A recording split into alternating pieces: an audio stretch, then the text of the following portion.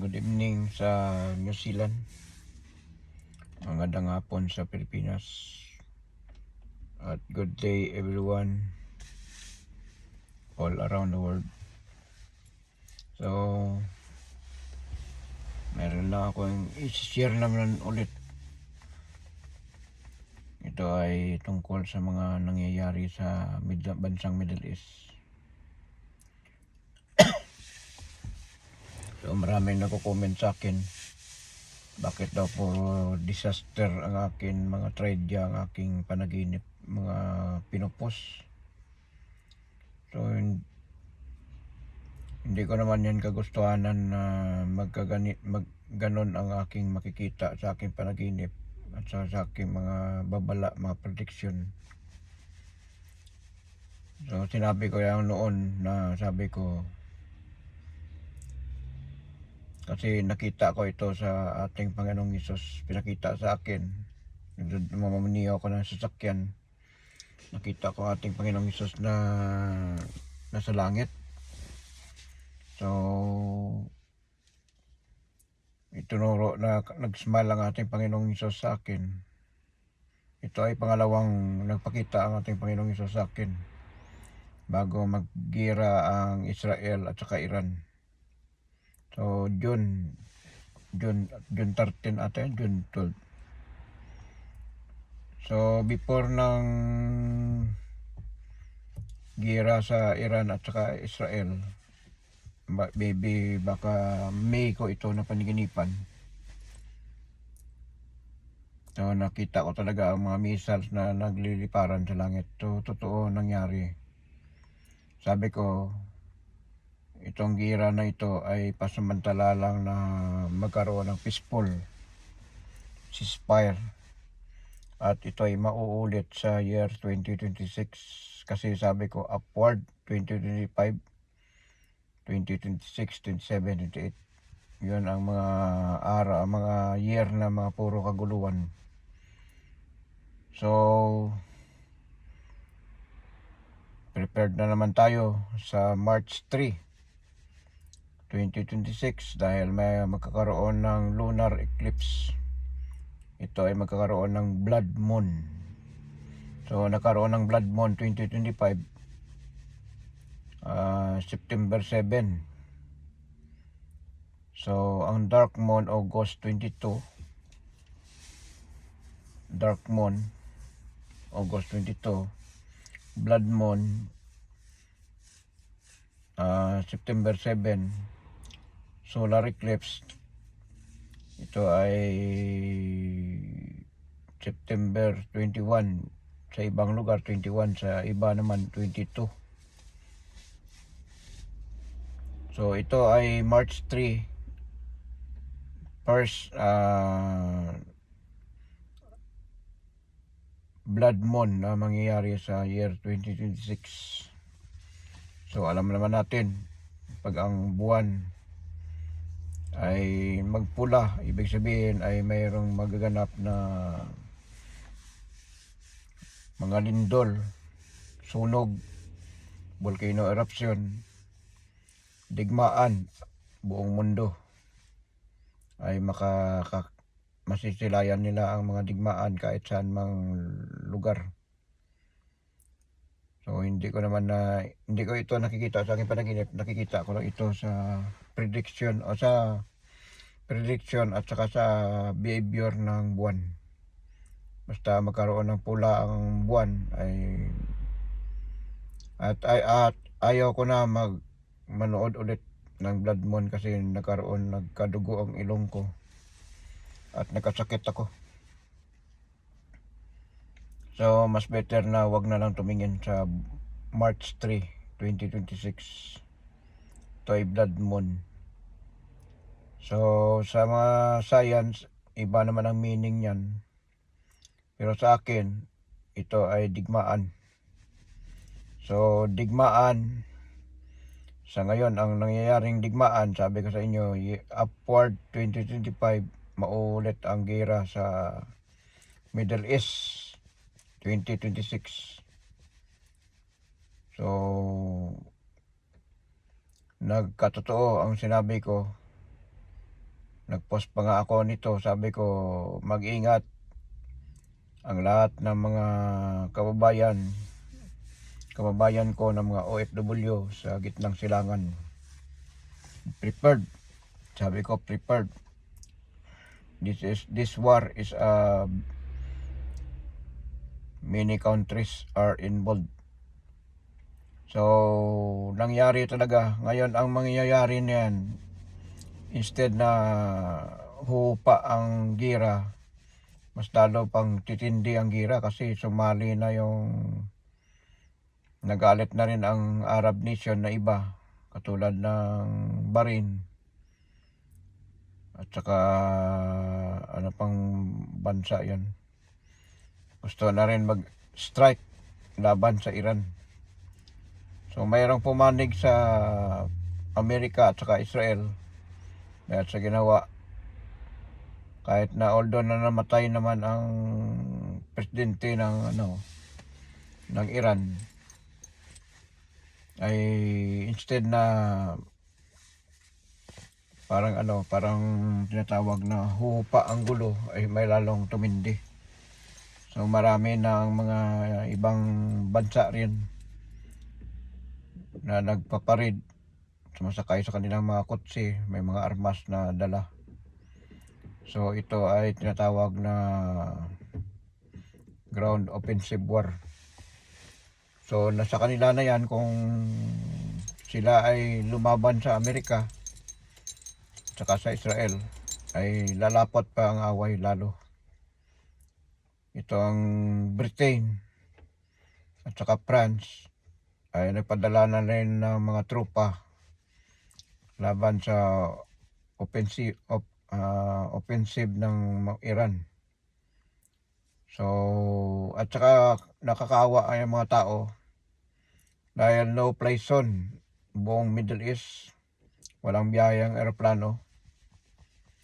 So mahanap sila ng mga route o mga way na saan sila makakalabas na makasakay sa eroplano. So ngayon wala talaga, kaya hindi lang Middle East ang apektado nito. Apektado ang mga katulad ng Australia, maraming stranded na mga flight, pinabalik. Philippines, ganun din, pinabalik din.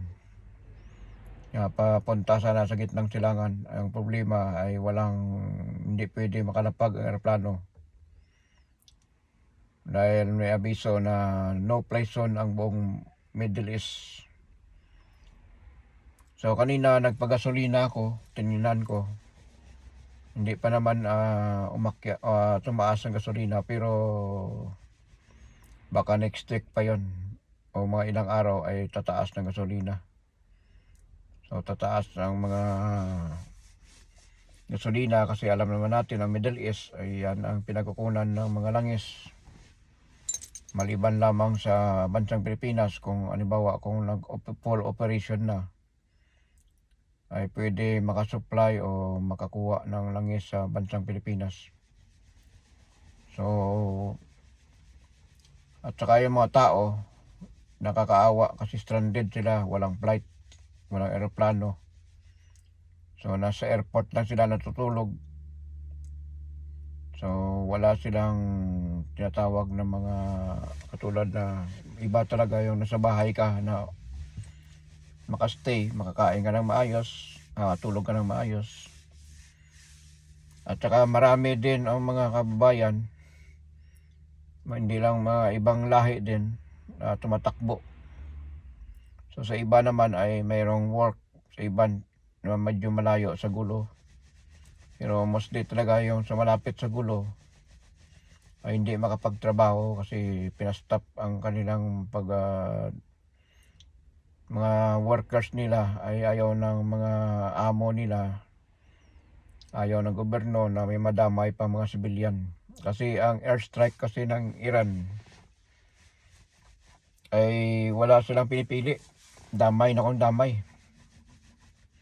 So nagagalit na yung ibang mga bansa, kapwa nilang Muslim. Yan sinasabi ko na race by race magpatayan, race by race maglalaban.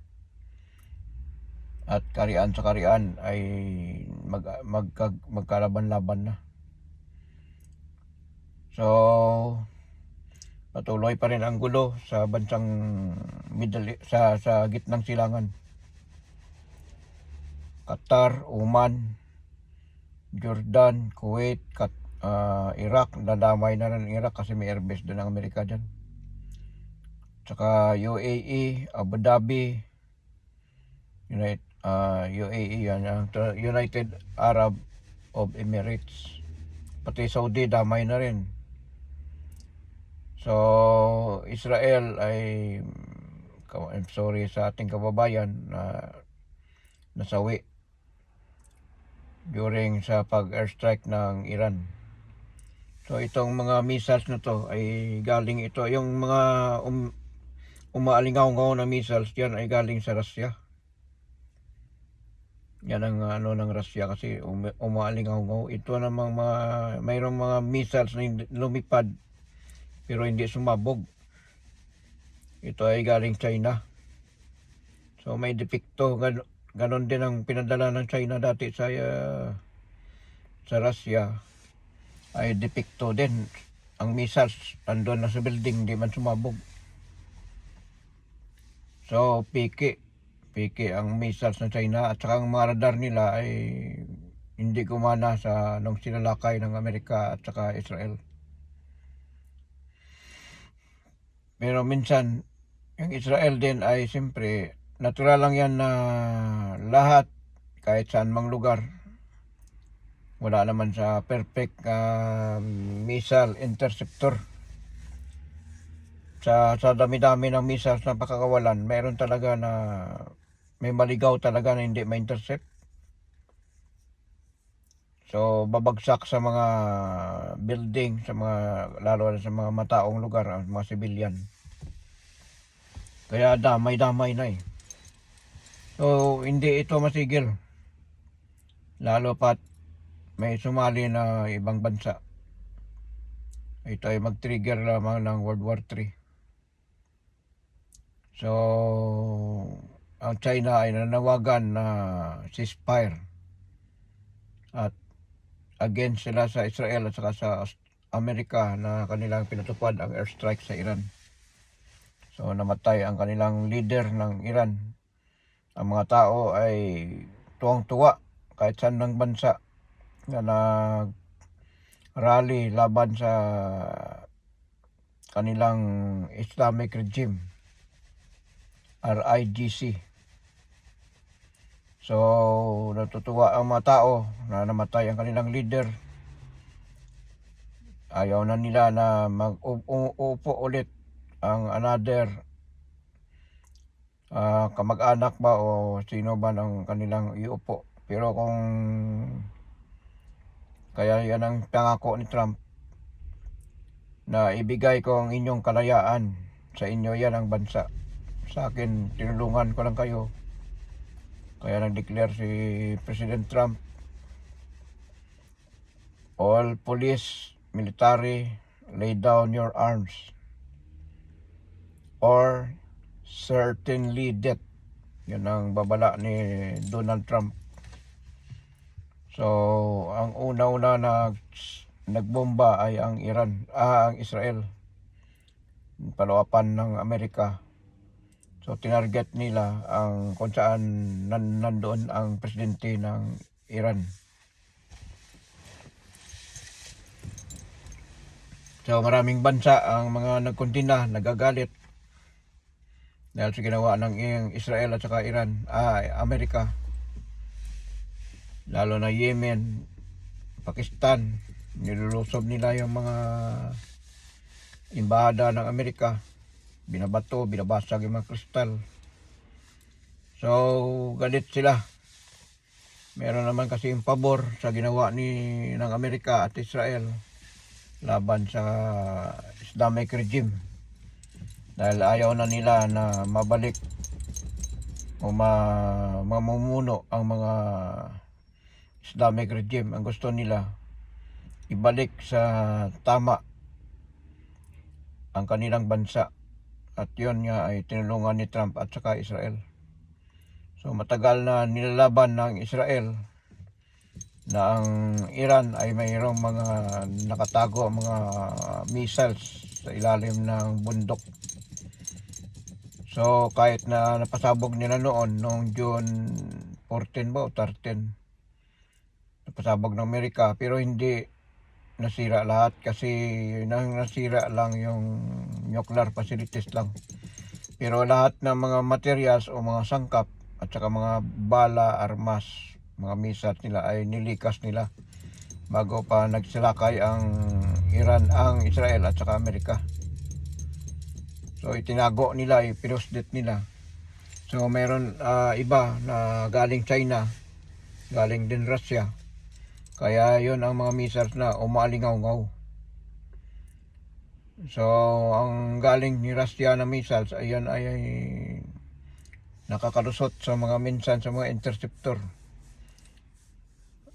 So hindi na intercept lahat.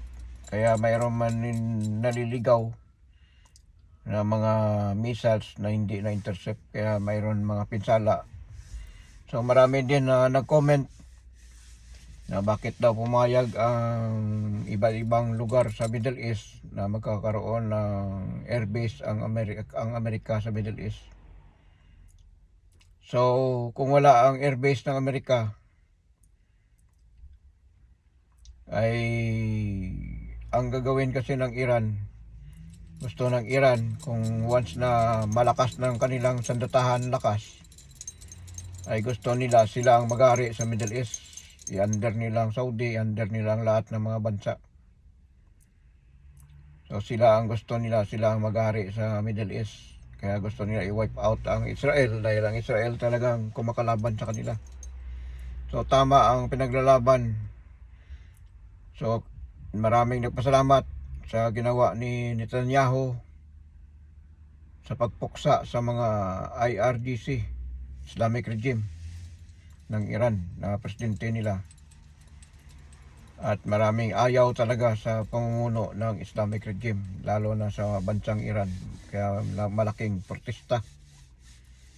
Yung mga protesta na pinakamalaking protesta, kahit na magpatayan, anda sila, ibubuwis na nila ang kanilang buhay para lamang mapapalitan ang kanilang leader na isang parang communist ng style, parang katulad sa China, North Korea. So may similarity din ang Russia, ganun din.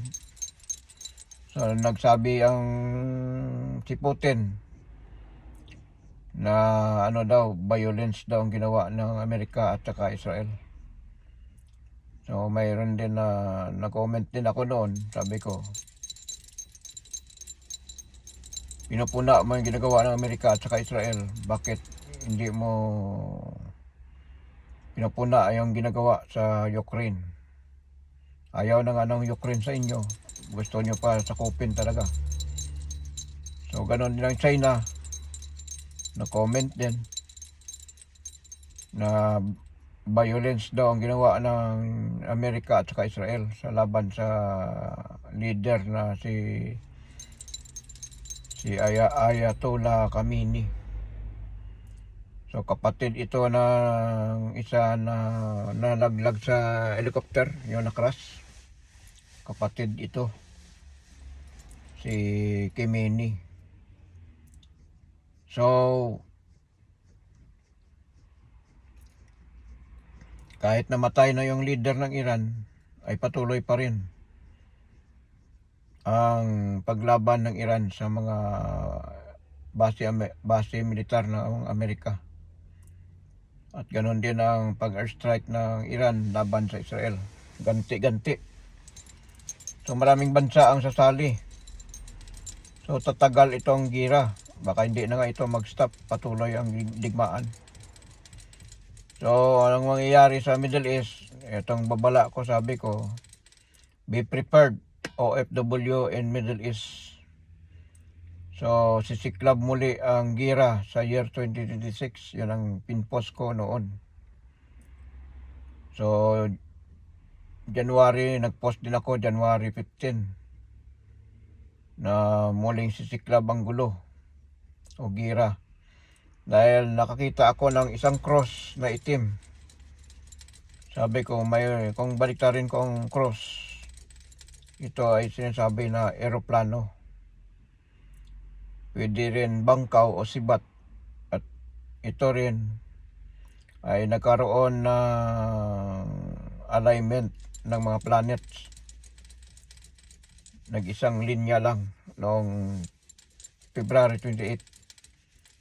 So, alam naman natin yung Israel ay may pamahiin yan bago umatake para mananalo sila sa gera. So, biblical ang ginagawa ng Israel sa pag-atake. So, kahit kahit na may nadamay ng mga sibilyan, hindi naman ginusto nila na mag-airstrike na andyan yung mga sibilyan. Kaso lang, siyempre damay, siyempre sa laki ng bomba, papasabog.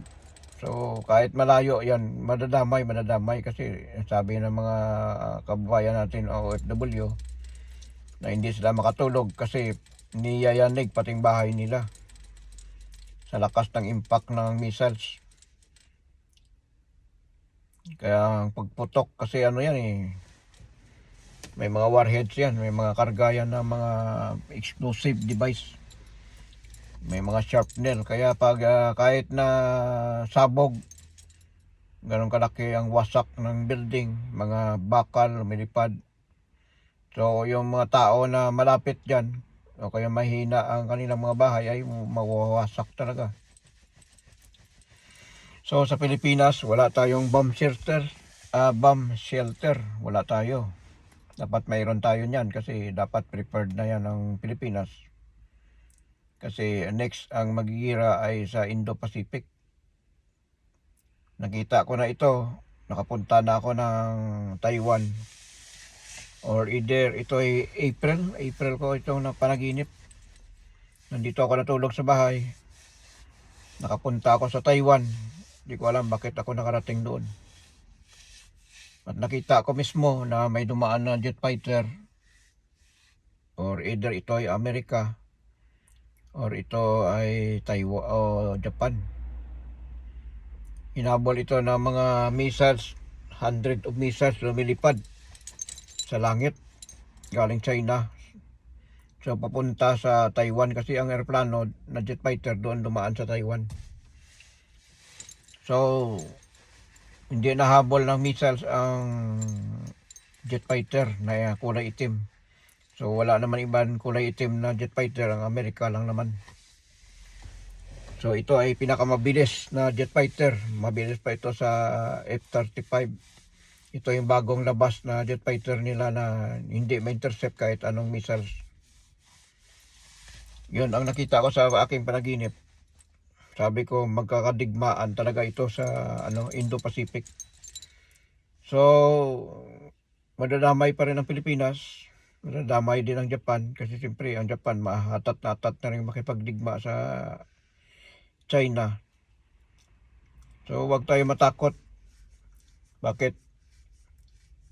Yung kinukuha ng China, binubomba ng tubig ang mga Coast Guard natin ng Coast Guard ng China.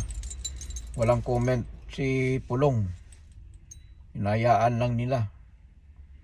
Pero ngayon ay nag-comment si Pulong, natatakot na bakit daw pumayag si BBM na dapat daw alisin daw ang EDCA site sa bansang Pilipinas kasi next target daw tayo. So bakit natatakot si Pulong na magkakaroon ng digmaan? Kung natakot ka, pumunta ka sa China. Lahat ng mga pro-Chinator. At sino pa ang mga senador na makampi sa China, punta na kayo doon. Doon kayo ma-stay. Umalis kayo sa Pilipinas kung takot kayo mamatay. So, ang taong takot mamatay ay lalong mamamatay. So, kung gusto ng China makipaggira, dapat noon pa yan. Puro lang pang-aasar eh. Puro lang mga parang wolf na style, parang tinatakot lang. Nananakot lang sila. So palpak naman ang kanilang mga radar nila, mga ano nila, interceptor ng missiles nila, palpak. Sa Venezuela, pumasok ang Amerika na walang kahirap-hirap. Ngayon, nagbigay sila ng tulong sa Iran. Bigay sila ng tulong sa Iran, pero palpak din ang mga missiles na iba. Yung iba sumabit na sa building, di nagsabog. So, yung katulad sa kay Maduro, ang binigay doon na interceptor missiles nila ay hindi gumana. At ganoon din itong mga narusutan pa rin sila ng kalaban, narusutan sila ng Israel sa Amerika. So palpak ang kanilang mga radar. So yung mga hindi ko lang alam kung malaki daw nila na never since before. Sabi ng China, ititesting daw nila sa Iran laban sa Amerika. Yung tinatawag nila na 100 warheads daw sa isang missiles. Wala man may lumabas doon. Puro lang mga single shot lang. So puro lang salita, puro lang kwentong barbero ang China. So kung pati ang North Korea, walang imik. Russia, walang imik. China, walang imik. Sabi nila na dudurugin nilang Amerika, tutulong daw sila. Hindi man sila tumulong. Takot sila. Dahil kapag tumulong sila, ay sigurado sila naman ang targetin ng Amerika. Dahil alam naman natin, ang airbase ng Amerika ay marami. China, anong karanasan ng China sa digmaan? Sa karate, magaling sila sa karate, pero sa tinatawag na war, wala sila. Ang Amerika subok na.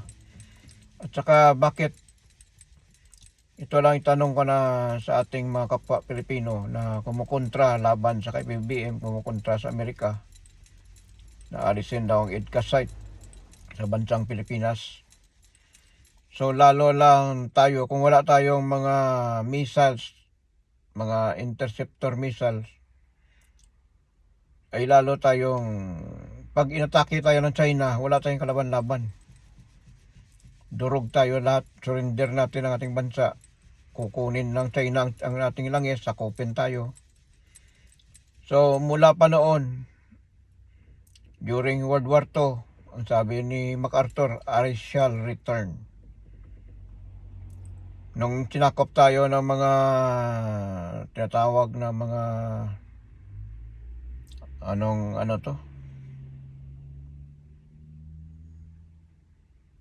mga Kastila ata yan. So binili tayo ng Amerika para lang maging malaya ang ating bansa. Binili tayo ng parang 100 million lang ang halaga ng buong bansang Pilipinas. Para ikatahimik at ibalik at bigyan ng kalayaan ang ating bansang Pilipinas. Yun ang hindi naunawaan ng ibang Pilipino. Kasi mga pro-China kasi sila nakipagkaalyado, nakipagsuportar sila sa idol nila ng mga Duterte.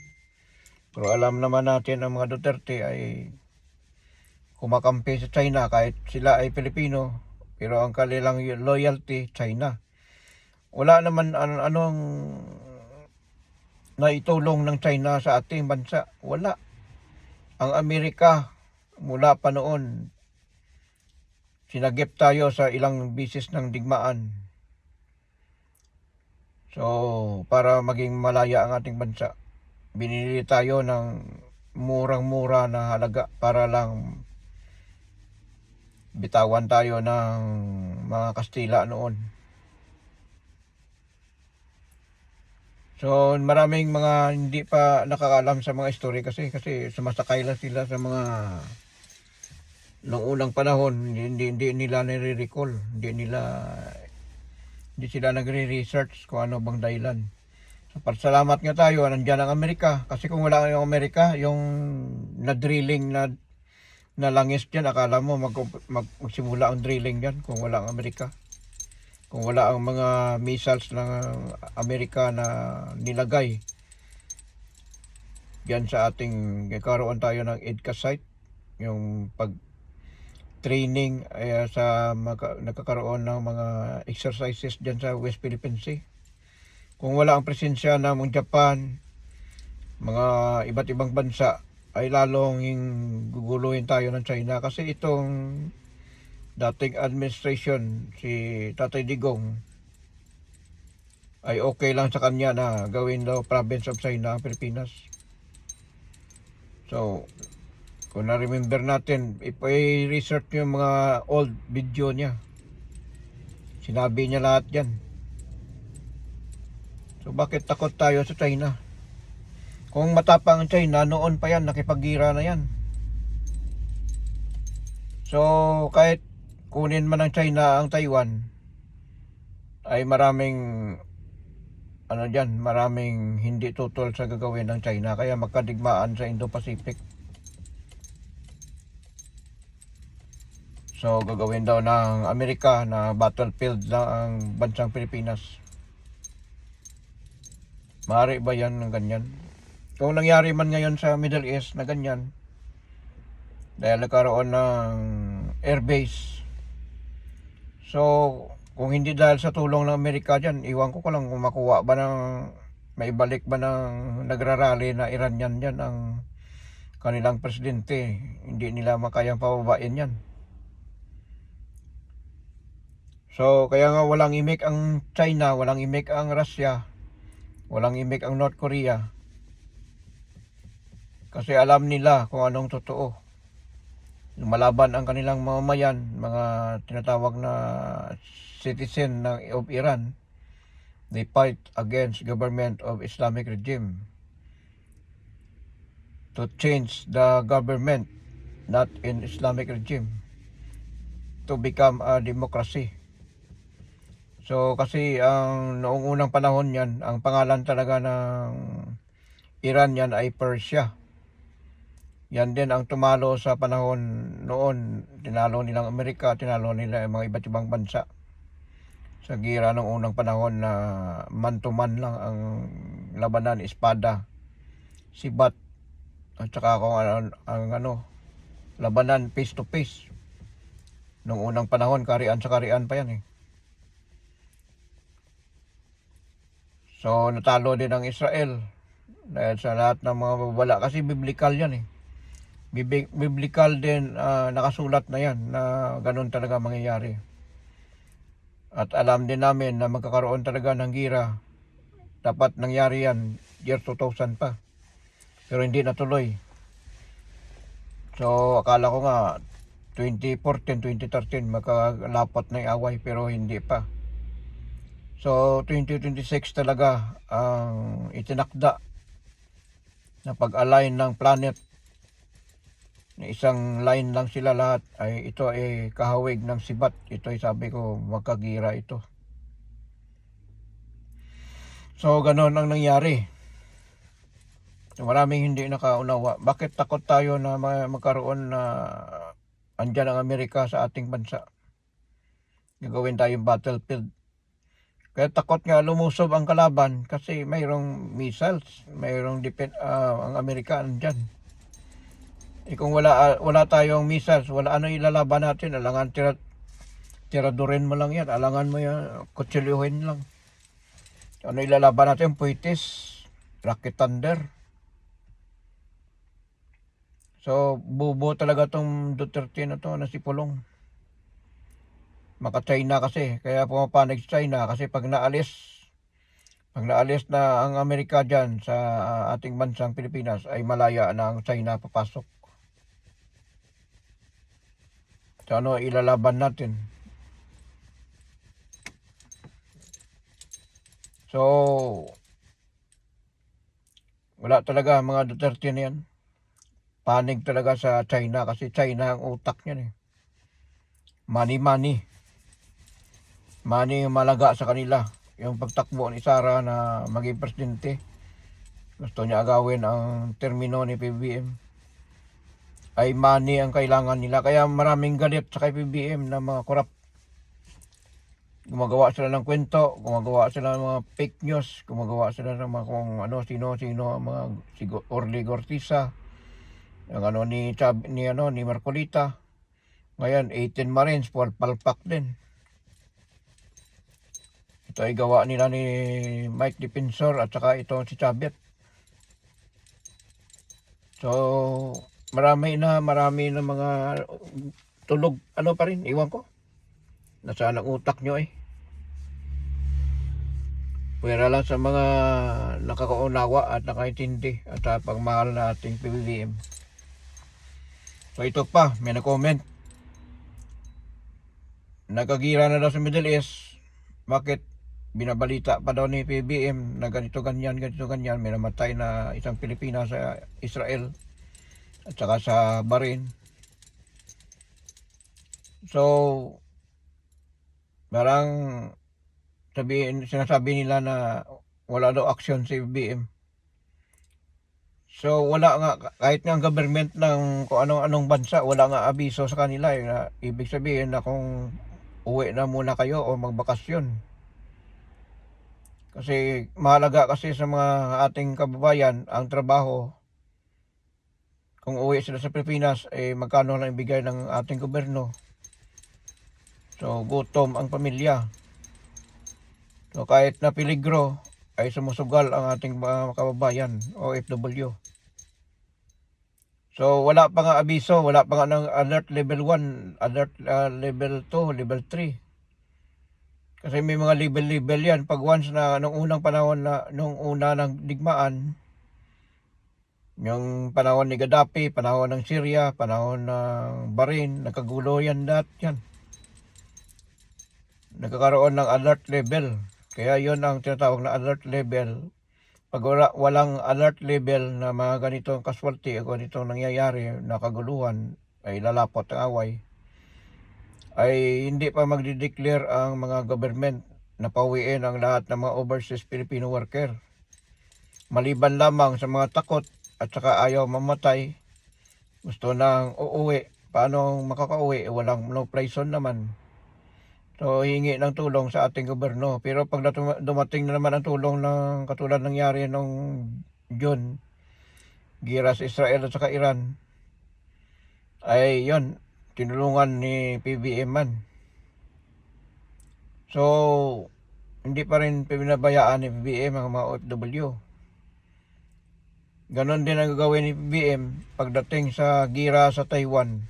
Maraming OFW dyan na nagtatrabaho sa Taiwan. Kaya madadamay pa rin ang Pilipinas kasi siyempre papasok ang Pilipinas. Aalalay ang ating mga AFP, mga Marines para sagapin ang ating mga kababayan sa oras ng digmaan sa Indo-Pacific. Ganun ang mangyayari dyan. Yung mga nagko-comment na mga ganito ganyan, wala daw aksyon si PBBM, dapat daw bigyan daw ng kung repatriation. So pinaplanuhan muna yan kasi nakakonect yan sa mga embassy, kaya may mga embassy para malalaman kung anong kalagayan, kasi marami naman Pilipino na okay naman sila kasi ang binubomba naman ng Iran ay ang airbase ng Amerika. Pero kaso lang may mga missiles na lumiligaw, mga debris, mga na-intercept na missiles, nalalaglag ang mga debris. Siyempre pag tinamaan ka dyan, kargado pa yan kasi sa mga mayroon pang karga yan na kaya sumasabog pa yan. So iwan ko ba, hindi ko maintindihan ng mga tao. So ipag-pray na lang natin sila na safe sila. At isa pa, ito pa, hindi ko naman kasalanan yan na nagbabala ako, na nagwa-warning ako na ganito ganyan, ingat ang OFW, magkakaroon ng gira na naman sa Middle East. Puro disaster ang aking panaginip. So mas maganda nga yan, advance tayo. At least bago mangyari, alam na natin, nakaprepared na tayo. So kung ayaw nyo makinig sa aking video, sa aking pinopost, ay nasa inyo na yan. Basta ako, nagbabala at sabi ko, repent in God and believe in God. Lagi magdasal sa ating kaligtasan. Prepared sa mga traedya, lindol, bagyo, baha, sunog, World War III, tsunami, kung ano-ano pa mga strategy. Kasi hindi ko naman kagustuhanan yan. Pumapasok talaga sa isip ko kahit ayaw ko. Wala akong magawa, kaya ito ay sinasabi ko katulad no nagpakita ang ating Panginoong Hesus sa akin April 14, 2024. Tapos pagalawang nagpakita siya sa akin, ito ay May 2025 bago maggira ang Israel at saka Iran. Pangatlo, September 21, 2025. Nagpakita naman ang ating Panginoong Hesus sa atin, bumaba sa bansang Pilipinas. Kaya nagkaroon ng restore ang buong bansang Pilipinas. Nagkaroon ng sunod-sunod na bagyo, sunod-sunod na baha, sunod-sunod na lindol, sunod-sunod na sunog. Sabi ko, ang post ko nito, after na nagkalindol sa Cebu, pagkatapos ng bagyo sa Masbate, sabi ko, next is Mindanao, o nangyari ang lindol sa Mindanao. So, pero kung may nakakita ng aking video, nagla-like lang, nag-send lang. So, at least, kung nakakita man nila, ay, totoo sinabi ni Roland na ganito, ganyan. So, hindi ko yan gawa-gawa na sa akin lang, ay ito ay dumarating sa akin na hindi ko kagustuhanan. Bagay, ano naman mapapala ko dyan? Wala naman ako mapapala dyan. Sa akin lang, gusto ko tumulong sa mga tao para babalaan ng tao na bago mangyari ang isang ganitong magaganap na tragedya ay alam nila kung anong hindi natin mapipredict anong araw, anong oras, anong taon, anong linggo, anong buwan. Hindi natin mapipredict. So minsan may 1 year, may isang buwan, may isang linggo mangyayari, halimbawa may 2 taon. Kung sinasabi ko ganito na may darating na pinakamalakas na lindol, so mayroon pa marami din ang nangyayari na sinasabi ko. Ako ay lumalabas sa aking katawan, nakikita ko.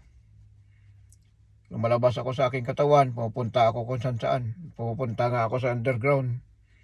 Pupunta nga ako sa impyerno. Bumalik lang ako, lumabas lang ako kasi napakainit at saka nakakatakot sa loob. Hindi ko kaya. So, maraming mga pumapasok sa akin, nakikita ko. Kagabi naman, kaya hindi ako nakatulog mulang kagabi.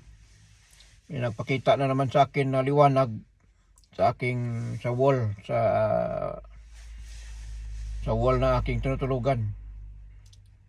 Pinagmamasdan ko kung anong liwanag yun. Una-una maliit lang siya, unti-unti na lumalawak ang liwanag. Hindi ko, parang ano siya, parang ganito. Parang kumbaga maliit siya, tapos parang palaki. Parang hindi mo man masabi na mata. Hindi mo man siya masabi kung anong klaseng liwanag. Nung tinitigan ko, bigla naman nawala. Pero nung hindi ko tinitigan, parang hindi ko siya tinitingnan, lumalabas sa wall. Kaya di ako nakatulog. Niisip ko kung anong klaseng liwanag yun. Kung ito ba ay galing sa ating Panginoon, kung ano na naman ang message nito. Hindi ko ito kagustuhanan. Sa akin lang, makatulong ko sa tao. Sa naniwala o hindi, nasa inyo na.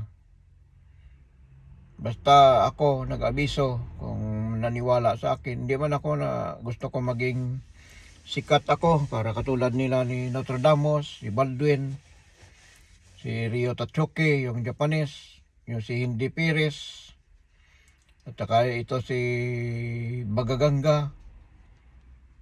Ako iba ako. Ako ay lumalabas kusa sa aking katawan. Pupunta ako kung saan na lugar. Ako ay dinadala lamang. Parang may nagdadala sa akin doon na paano ako nakarating sa ganitong lugar.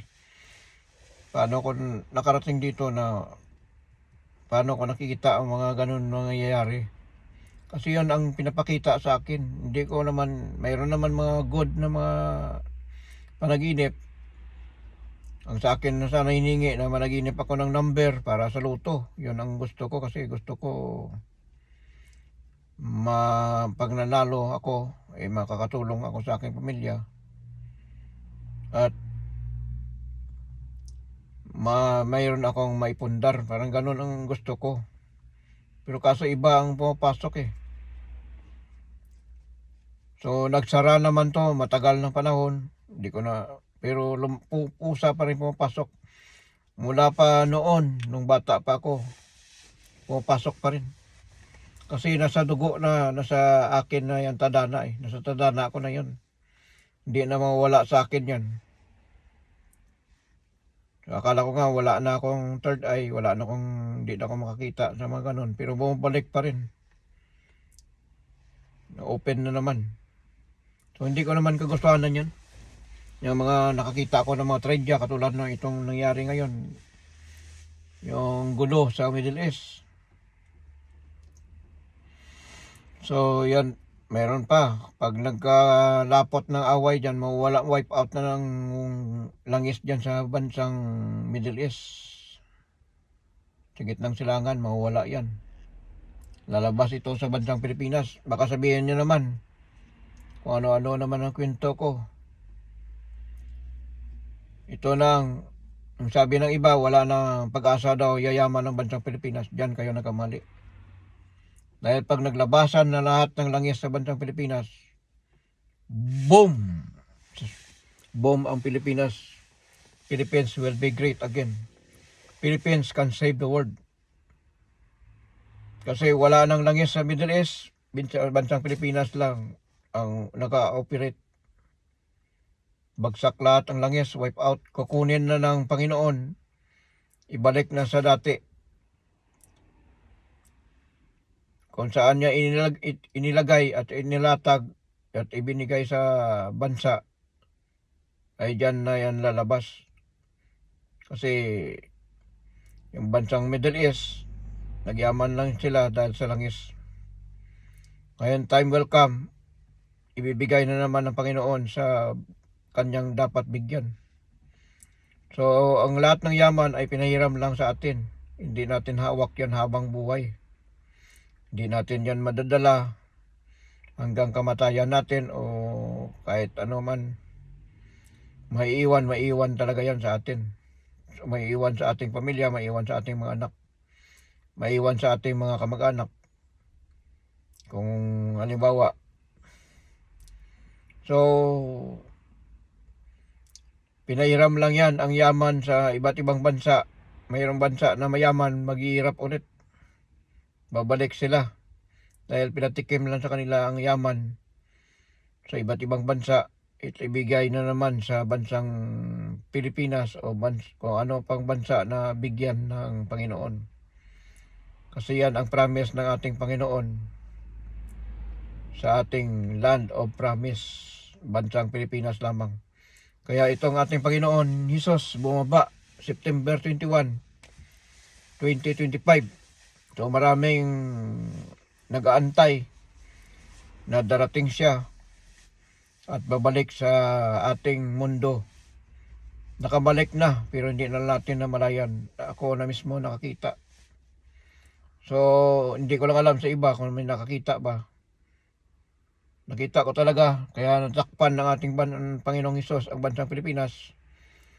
Luzon, Visayas, Mindanao natakpan. Kaya nagsimula ang pag-restore, nagsunod-sunod na bagyo, baha, sunog, lindol. So, salamat nga tayo, walang nangyaring malakas na lindol, gaya ng mga Malaysia. Lagapak ang mga building, guguho ang mga building. Gaya din ng Myanmar at saka sa Thailand, naguho na yung building. Sa Turkey, ganun din, guho ang mga building.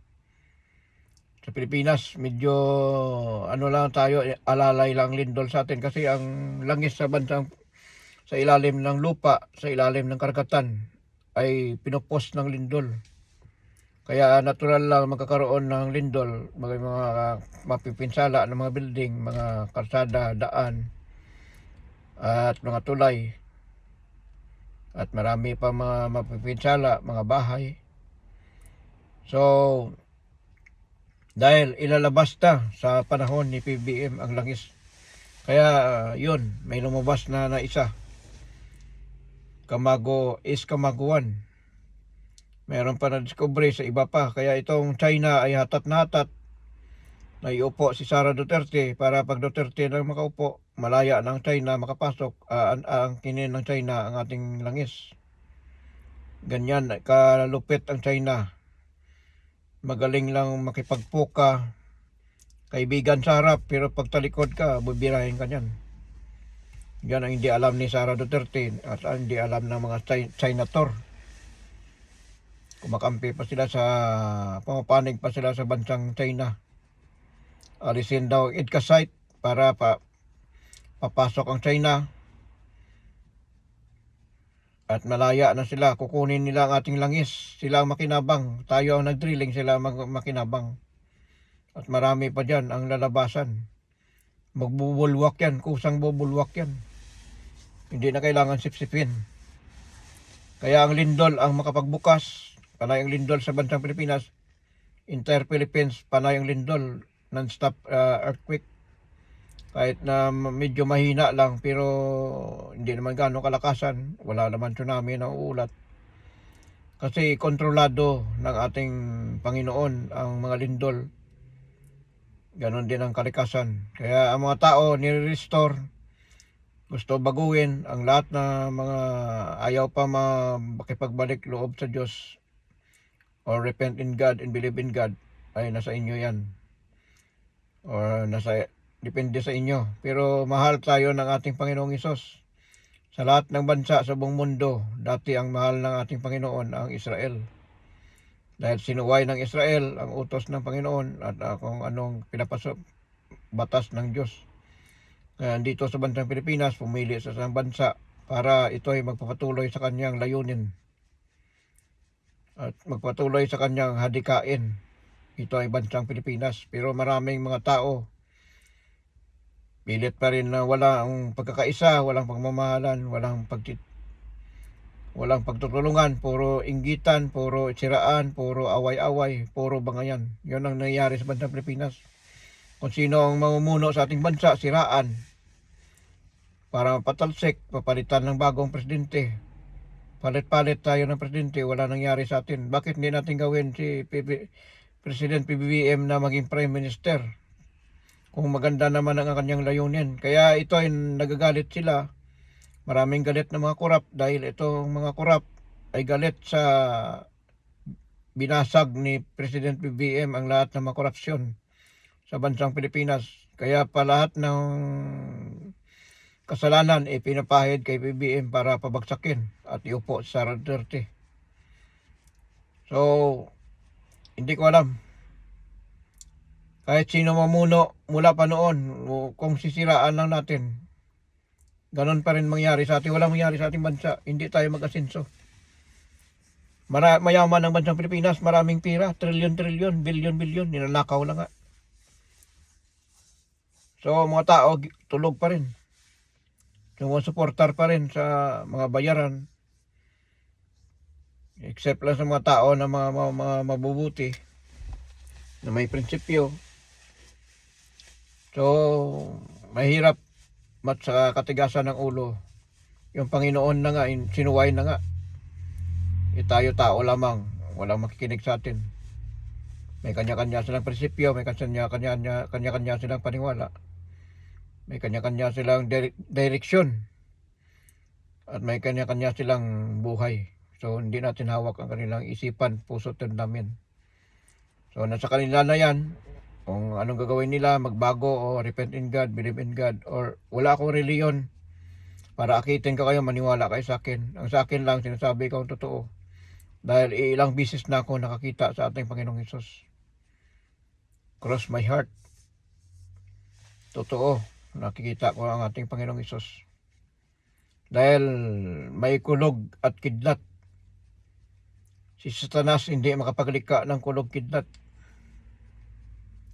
Nasabi na, I'm here now. I'm God. I'm the Lord of the King. So, ang Diyos hindi nagsasabi na siya ang Diyos. Ikaw ang mag-discovery kung sino siya. Ikaw ang mag-research kung sino siya. At ang tunay ng religion ay hindi nangaakit ng tao para maniwala o palawakin ang kanilang reliyon. Ang tunay na religion ay Espiritu Santo ang magdadala sa iyo sa tamang direksyon, sa tamang reliyon, sa tamang paniwala. Hindi yung, ay brother, sister, magsimba ka sa amin, visit ka sa amin, mag-akit ka, o kaya kahit sa ulado mong bersikulo ng Bible, kung ang ginagawa mo ay hindi naman sa Diyos, ay wala rin, useless lang. Kahit sa puno ng saging ka lang magdasal, ikaw lang mag-isa, ay hindi yan sa paramihan sakop, hindi yan sa paramihan na member. Ito ay nagdepende yan sa nagdadala sa atin kung sino ang maestro natin. Walang iban kundi ang ating maestro na sa sambahang banal ng lahi lang. So maraming salamat at magandang gabi. Ako ay magluluto pa. Kahit ako ay antok, hindi ako na-antok. Hindi pa ako nakatulog mulang kagabi pa. So dito na lang at maraming salamat. So pagmasdan na natin at be vigilant sa mga nangyayari sa buong mundo, ay ang gira ay hindi na mag-stop yan. Mag-stop lamang yan kung lahat ng tao ay magkakaisa, magmamahalan. Pero kung patuloy pa rin na galit, puot sa damdamin ng bawat isa na mga Arab nation o kahit anong lahi, anong bansa. Kaya sa Bible yan race by race pagpapatayan, karian sa karian maglalaban, kapwa sa kapwa magpapatayan. Yun ang nasulat sa Bible. So dito na lang at maraming salamat. So ipopost ko ito sa YouTube ko, Rolen Iopre Batang 76, Batang New Zealand 76. Sa TikTok, Rolen Iopre. Sa aking Facebook, sa kabaliktaran ng aking pangalan, at saka ito sa tunay kong pangalan. So hanapin nyo lang aking video. Marami na video ko dyan sa biyahe. Yan ang lahat ng mga panaginip ko, mga pinupost ko. Kung sorry lang kung mga puro trade ang aking yan ang papasok sa akin Hindi ko naman yan, sabi ko ayaw ko na. Anong gagawin ko? Hindi ako tinitigilan, ganun pa rin. Mula pa noon. So ito na talaga ang aking mga linya ko, ang aking nakaguhit sa aking palad. Kung ano nakikita ko, ganun. Sabi nila, wag ko daw ikwento kung mayroon sama ko ng panaginip. So kahit ikagat ko man sa patpat o ikagat ko man sa kahoy, nangyayari pa rin. Hindi mapigilan. So dito na lang, maraming salamat at God bless sa inyong lahat. Bye-bye.